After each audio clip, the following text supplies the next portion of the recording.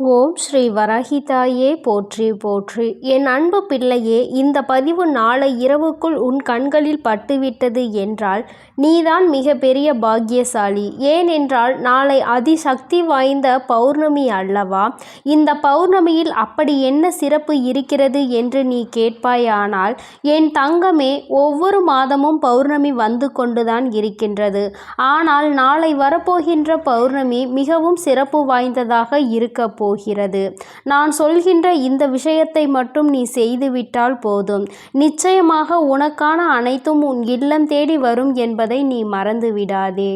தங்கமே, நாளை இரவுக்குள் இந்த 3 பொருட்களை நான் சொல்வது போல சேர்த்து வைத்து உன்னுடைய பூஜை அறையில் நீ நான் சொல்கின்ற இடத்தில் வைக்க வேண்டும்.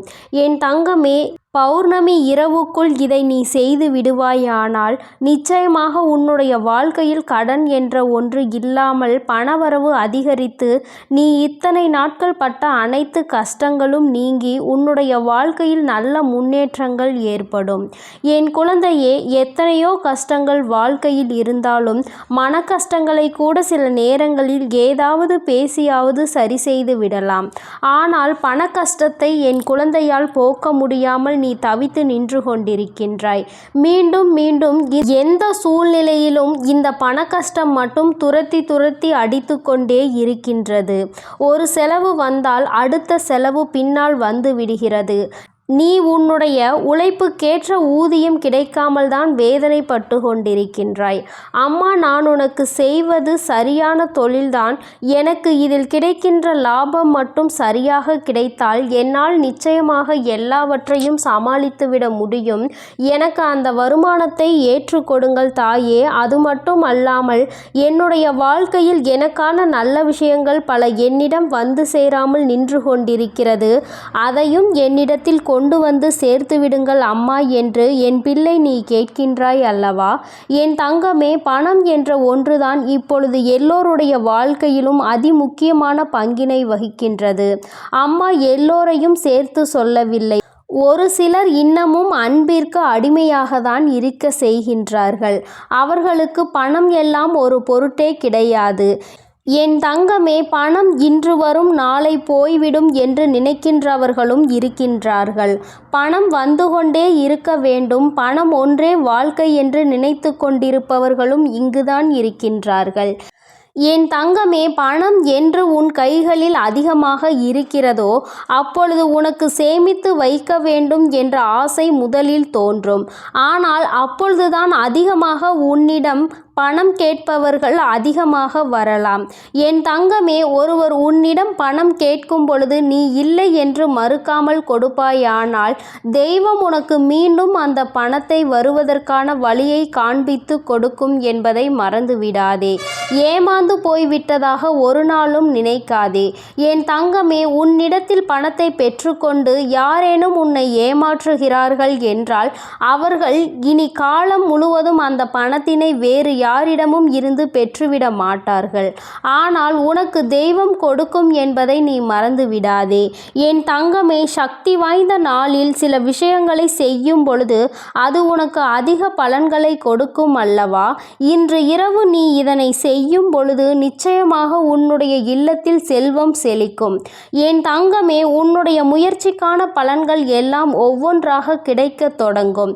பணவரவு அதிகரிக்கும் பொழுது என் குழந்தைக்கு வாழ்க்கையின் மீது உனக்கு இருந்த அத்தனை வெறுப்புகளும் நீங்கி இனிமேல் நமக்கு நிச்சயமாக நமக்கு ஏற்ற ஊதியம் கிடைக்கும், வருமானம் கிடைக்கும் என்ற சந்தோஷம் உனக்கு வந்துவிடும். என் குழந்தையே, அம்மா சொல்கின்ற விஷயத்தை நீ ரகசியமாக செய்தால் பலன் இன்னும் ஏராளம் கிடைக்கும். அதற்கு உனக்கு தேவையான பொருட்கள் என்னவென்று அம்மா இப்பொழுது சொல்கின்றேன். என் தங்கமே, முதலாவதாக ஒரு மண் பாத்திரத்தை எடுத்துக்கொள். அப்படி இல்லை என்றால் ஒரு கண்ணாடி பாத்திரம் ஏதாவது ஒன்று அந்த பாத்திரத்தில் எடுத்துக்கொண்டு, அம்மா என்னிடத்தில் மண் பாத்திரம் இல்லை, கண்ணாடி பாத்திரமும் இல்லை என்று நீ சொல்வாயானால் ஒரு மண்ணால் ஆன அகல் விளக்கினை எடுத்துக்கொள். என் குழந்தையே, அதனுள் முதலாவதாக நீ வைக்க வேண்டிய பொருள் வெண்கடுகு. என் தங்கமே, வெண்மை நிறத்தில் இருக்கக்கூடிய இந்த கடுகினை அதில் பரப்பிவிட வேண்டும். என் குழந்தையே, அதன் பிறகு நீ அதில் வைக்க வேண்டிய பொருள் ஏலக்காய். ஏலக்காயை எண்ணி 27 என்ற எண்ணிக்கையில் எடுத்துக்கொள்ள வேண்டும். 27 நட்சத்திரங்களை குறிக்கிறது அது. என் குழந்தையே, அதை நீ வைக்க வேண்டும். என் தங்கமே, இதோடு சேர்த்து வைக்க வேண்டிய மூன்றாவது பொருள் பச்சை கற்பூரம். என் தங்கமே, முதலாவது வெண்கடுகு பணத்தை ஈர்த்து வரக்கூடிய ஒரு பொருள். இது குபேர அம்சத்தை உன் இல்லத்தில் நிறைந்திருக்க பல உதவிகளை செய்யக்கூடிய ஒரு பொருள். என் தங்கமே, வெண்கடுகு அத்தனை சக்தி வாய்ந்தது. அதனால் முதலாவது அதை வைத்திருக்கிறோம். ஏலக்காய் ஏற்கனவே அறிந்த விஷயம். ஏலக்காயோடு பச்சை கற்பூரம் சேரும் பொழுது சக்தி இன்னும் அதிகமான சக்தியாக பிறக்கும்.